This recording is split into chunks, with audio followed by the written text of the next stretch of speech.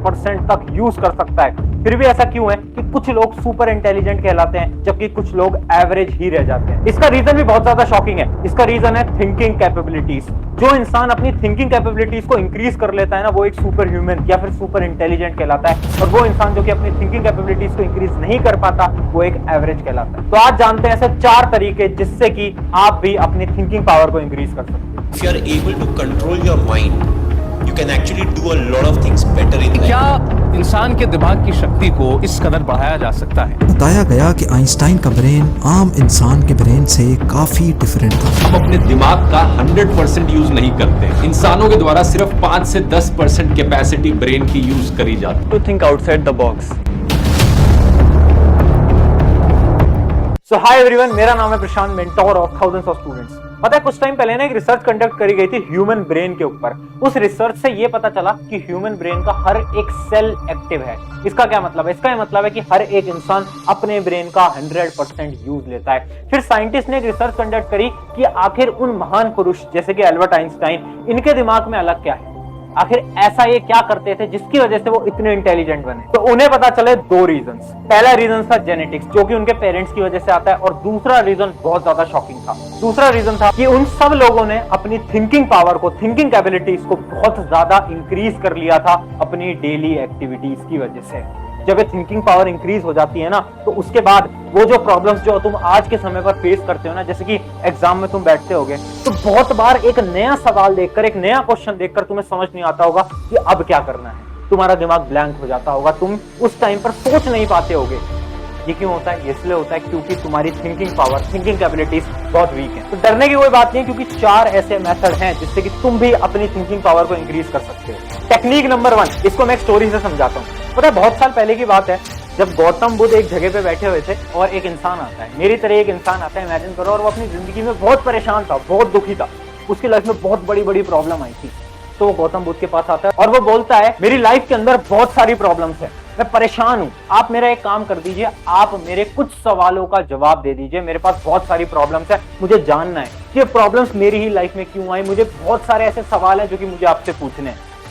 तो गौतम बुद्ध जी एक उत्तर देते हैं, एक आंसर देते हैं, सिंपल सा। वो ये बोलते हैं कि मैं तेरी सारी जितनी भी प्रॉब्लम्स हैं, जितने भी तेरे क्वेश्चंस हैं, सबका आंसर दूंगा, बट मेरी एक शर्त है।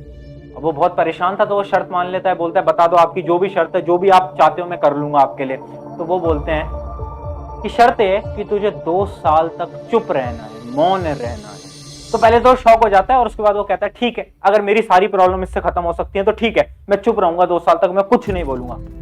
तो वो ट्राई करता है, 1 साल निकलता है। पहले तो उसके साथ बहुत प्रॉब्लम आती है, बट वो 2 साल तक चुप रह लेता है। उसके बाद गौतम बुद्ध फिर से आते हैं उससे मिलने के लिए और फिर बोलते हैं कि अब बता क्या प्रॉब्लम है तेरी लाइफ में, तुझे किन सवालों के उत्तर चाहिए। तो वो जो इंसान था ना, वो मुस्कुराता है और बोलता है हाथ जोड़ के कि मुझे किसी भी सवाल का उत्तर नहीं चाहिए, मुझे अपने सारे सवालों के उत्तर मिल जाए। मतलब ये स्टोरी मैंने तुम्हें इसलिए सुनाई क्योंकि पहला जो हमारी टेक्निक है ना, वो टेक्निक है पावर ऑफ साइलेंस। साइलेंस ये एक ऐसी चीज है जिसको आज के समय पर हम भूल चुके हैं। हम साइलेंट कब रहते हैं? हमारी आदत हो गई है किसी से भी बहस करने की, किसी से भी लड़ने की, झगड़ने की। Power of silence. क्रिकेट देखते हो? क्रिकेट के अंदर महेंद्र सिंह धोनी को देखा होगा, जब भी मैच बहुत ज्यादा कॉम्प्लिकेटेड हो चुका होता है, फिर भी महेंद्र सिंह धोनी एक ऐसा प्लेयर है जो कि शांत रहता है, कुछ नहीं बोलते। स्ट्रैटेजी करते हैं, प्लानिंग करते हैं, बट कुछ नहीं बोलते। क्यों? क्योंकि उन्हें पता है power of silence. Power of silence को अगर तुम साइंटिफिक वे में समझना चाहते हो तो एक सिंपल सी डेफिनेशन है, जब आप साइलेंट रहते हो तो आपका ब्रेन जो होता है वो इंफॉर्मेशन को प्रोसेस करता है, पर जब आप बोलते हो तो आपकी ब्रेन की खपत होती है, मतलब आपका ब्रेन यूज होता है, तो उससे आपकी एनर्जी ड्रेन आउट होती है, एनर्जी आपके शरीर से बाहर आ रही होती है। पर जब आप साइलेंट रहते हो तो एनर्जी आपके शरीर के अंदर आ रही होती है और आप बहुत अच्छी तरीके से सोच पाते हो। तो अगर अपनी ब्रेन पावर को इंक्रीज करना है, अगर अपनी थिंकिंग एबिलिटीज को इंक्रीज करना है, स्टेप नंबर 1 बहुत सिंपल है, बी साइलेंट। ज्यादा नहीं बोलना, जहां पर काम पड़ रहा है वहां पर बोलो। ये दिन भर बातें करना, दिन भर ये करना मत करो, थोड़ा शांत रहो। कुछ दिन शांत रहकर देखो कितनी ज्यादा सुकून मिलेगा, कितना ज्यादा तुम चीजों के बारे में सोच पाओगे। Technique number 2, connect everything. देखो यार, एक बहुत सिंपल सी चीज है, अपने ब्रेन को अगर आपको थिंकिंग पावर को स्ट्रॉन्ग करना है ना, तो आपको हर एक चीज को कनेक्ट करना आना चाहिए। मतलब आज के समय पर हम इंस्टा रील, यूट्यूब शॉर्ट्स में इतना खो चुके हैं ना कि हम भूल चुके हैं सोचना। हम खुद को टाइम नहीं देते, हम ये नहीं करते कि हम खुद के बारे में कुछ सोचें, हम कुछ नहीं करते हैं, हम चीजों के बारे में नहीं सोचते, हम वो देखते हैं जो कि हमें दिखाया जाता है। पूरे टाइम इंस्टा रील, पूरे टाइम यूट्यूब शॉर्ट। जब भी तुम फ्री होते हो तुम क्या करते हो? भैया इंस्टा चला लेते हैं, भैया यूट्यूब शॉर्ट चला लेते हैं, यही करते होगे ना। ये सबसे बेकार आदत है। हमें चीजों को कनेक्ट करना है, और चीजों को कनेक्ट करने के लिए मैं एक ऐसी एक्टिविटी बता रहा हूं जो कि आपकी जिंदगी शायद बदल देगी अगर आपने इस एक्टिविटी को ट्राई करा। इस एक्टिविटी का यूज ना, एक एग्जाम होता है इंडिया के अंदर एनडीए, जो कि डिफेंस का एग्जाम होता है, उसके जो इंटरव्यू राउंड में होता है ना, उसमें इस एक्टिविटी को कराया जाता है। इस एक्टिविटी के अंदर क्या होता है ना, आपको एक पिक्चर दिखाई जाती है, एक इमेज दिखाई जाती है, और आपको ये बोला जाता है कि इस इमेज को देखो और इस इमेज से आपको एक स्टोरी बनानी है, जिस स्टोरी के अंदर कोई वैल्यू हो, जिससे कुछ सीखने को मिले।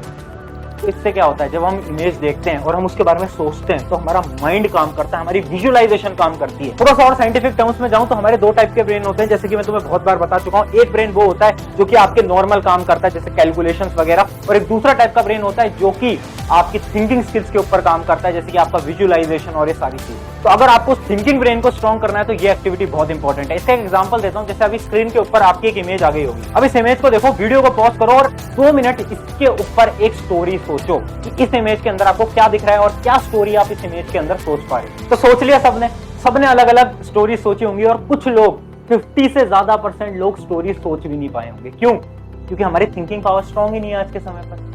अगर आप स्टोरी सोच पाए हो तो बहुत अच्छी चीज है। अब बहुत सारे लोगों ने स्टोरी सोची होगी कि शायद एक किसान है, शायद ये उसका बेटा है, वो दोनों एक दूसरे से बात कर रहे हैं।